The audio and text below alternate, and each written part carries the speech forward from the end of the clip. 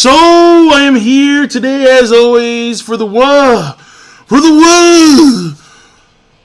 Piece War. Today's One Piece, ladies and gentlemen, boys and girls. If you haven't seen the live reaction to the chapter, in this corner right here, blat ow, boom, shaka laka laka laka. In this corner right here, annotation, and also I'll put a link in the box below so you guys can see the live reaction. And then come back to me for the chapter review of One Piece chapter 778, tactic number 5. Another Zoro, or as they say in the 4Kids dub, Zoro moment. You joik. That fucking lollipop, man. I was like, no, what are you guys doing? Fuck. Whatever. Listen, this chapter, it's really simple, but it's Zoro, alright? It's the Zoro fanboys once again riding this massive tidal wave of hype. And to the point where I went back into the comment section of the live reaction. There's a dude, and I hope you're trolling. I really, really hope you're trolling. He said that Zoro would best Whitebeard. I was like, no. But see, there are people who actually believe that fucking Zoro can best Whitebeard. Are you crazy? Are you nuts? Are you cuckoo? Not for Cocoa Puffs, but for fucking Zoro. It's crazy. Alright? And I'll give Zoro his dues. What Zoro did in the chapter was fantastic. Okay? But please, just tell me you're trolling. I need that closure, because you can't believe that Zoro can fucking best Whitebeard. It's not possible. Now, that being said, what Zoro did in the chapter, first of all, Pika, he got one-shotted. And like, what the fuck, man? I mean, honestly, when you go to the top guys, it looks like Virgo is like the best one by far, because of the fact that he didn't get one-shotted. Virgo was far more intimidating. Virgo was far more badass than Pika, Trebo, and Diamante. Now, granted, Trebo, he can still do some stuff. I don't know. Who knows? Maybe Trebo's gonna pick up the entire castle and throw it. I have no fucking idea. But at this point in time, it looks like every one of these top executives are getting one-shotted. Pika, he got cut horizontally, vertically. It was a very impressive cut. Alright? Over the 9 mountains and the 8 seas. Across the 15 deserts and the 5 volcanoes. I'm like, shit. Zoro's going apeshit right now, goddammit. So, after he crossed like the 19 deserts, okay, and the 14 savannas, he cuts Pika horizontally, then vertically. And I'm thinking, and then he cuts the arms too. So I'm thinking this: Zoro, DC-wise, City Plus. It's a wrap. But who's more impressive? Elizabello. I'll give him Mountain Plus. Elizabello was all the way over there. And the fucking shockwave, it didn't just destroy. He blew away the entirety of Pika's stone structure. The entirety. Zoro had cuts. And the cuts are impressive. Don't get me wrong. But Elizabello blew the entire thing away. From a shockwave over, like, dozens of kilometers across the fucking, across Dressrosa. Yeah. So DC-wise, Elizabello over Zoro, though Zoro, what he did in this chapter was far more epic. I'll leave it at that. Alright? And Olympus throwing Zoro, it's a little bit funky, but I'll take it for now. And I gotta say, oh, and by the way, going back to the beginning of the chapter, Jinbei and the Poneglyph. Fascinating. I don't know what's going to happen there. Again, I'm hoping that Jinbei is going to actually, you know, maybe he'll inform Robin. Like, he'll have a Denden Mushi. He'll take a picture of that. And then, I think someone said in the comment section, yeah, I think someone said, like, Jinbei has to Snapchat the fucking... He has to Snapchat Robin the picture of the Rio Poneglyph. Like, yeah, Denden Mushi Snapchats. Click, click. Like, fucking Jinbei's, like, flexion and shit. Like, yeah, Snapchat. And then it's like, it's gone after 10 seconds. Like, bro, like, what the fuck, Jinbei? Like, what are you doing right now, dog? That was funny as shit. Whatever. him flexing in front of the fucking pony. Goes like, yeah, like that'd be some funny fucking shit, man. I didn't notice first, or I should say initially when I did the live reaction, but I read Manga Panda, and for some reason Manga Panda nowadays, sometimes their translations are a lot better than Manga Stream, and sometimes vice versa. So you gotta read the chapter from other avenues to get a full grasp of what actually happened. But in the context of the chapter, Zoro, when he finally reveals Pika's body, he clearly states that, because Pika says, well, I'm covered in Haki now, so you can't beat me. And then Zoro says something along the lines of, well, that's only if my Haki isn't stronger than yours. And I was like, wait a second, hold on. He was Haki? When? I didn't notice.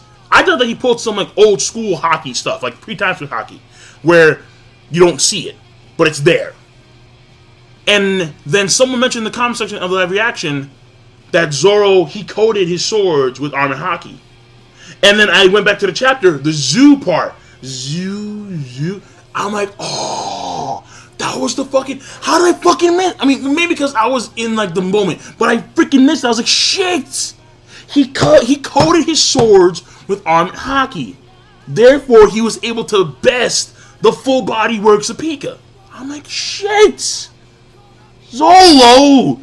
Good shit, man. I got that. That was very impressive. But then this brings up another point. Zoro, I think, honestly, he still hasn't gone all out yet. Like, he hasn't even, like, he hasn't had that, like, CP9 Kaku moment where he's, like, on his fucking last legs and shit. And he's using all types of stuff. And I think because we haven't seen the demons yet. I really want to see these goddamn demons. And we haven't seen the goddamn demons. And because of that reason, I still have the feeling that Zoro hasn't gone all out yet. He still has so much more to show. So much more to deliver. And it's like, fuck. When is Zoro, maybe in Wano Kuni, will finally get a full-out Zoro battle against some, like, OP samurai. I don't know. But I really want to see Zoro go all out. Because he's coating his swords with Armored Haki as if he could do that shit the entire time. And it's been like 3+ years of times already. It's like, fucking goddamn Oda. Like, when are we gonna go? I love you, bro. But when are we gonna see a full-scale balls to the walls battle with Zoro against someone? And see the demons, too. Because honestly, at this point in time, I'm thinking that, like, Oda forgot about the demons. I'm not joking. At this point in time, I earnestly believe that Oda has partially forgot about Zoro using Ashura and other demon skills. Because it's like, what the fuck? Like I really want to see them. But then again, Zoro going across the 9 mountains and the 8 seas and the 7 deserts and the 6 savannas and the 5 cities to cut Pika in half is pretty damn impressive, nonetheless. So, you know, Sun Zen Sekai. I like it.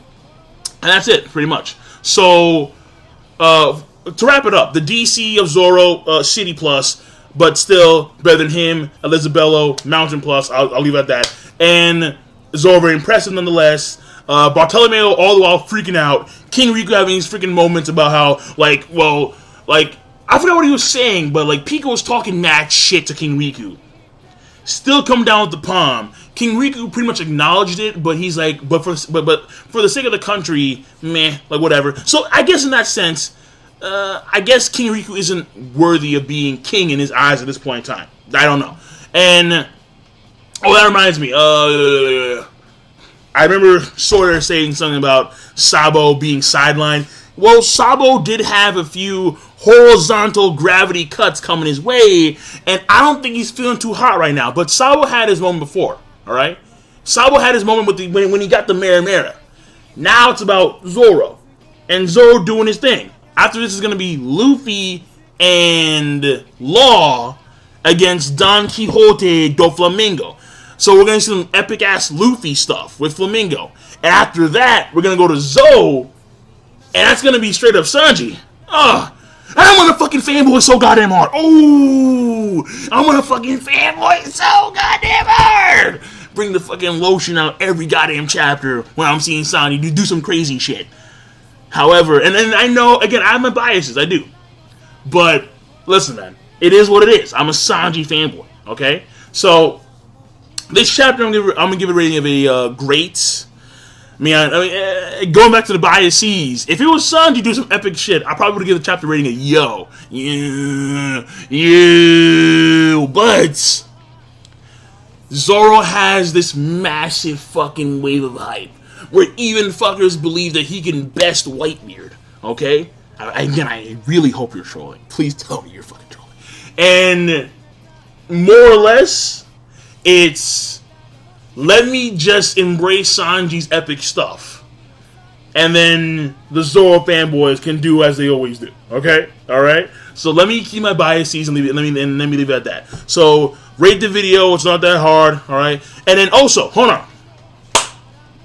Wait, when I saw Elizabello do his King Punch against the stone structure of Pika, I was reminded that there was a rumor, there was lore about that King Punch, where if that King Punch were to hit a Yonko straight in the jaw, they'd be knocked out.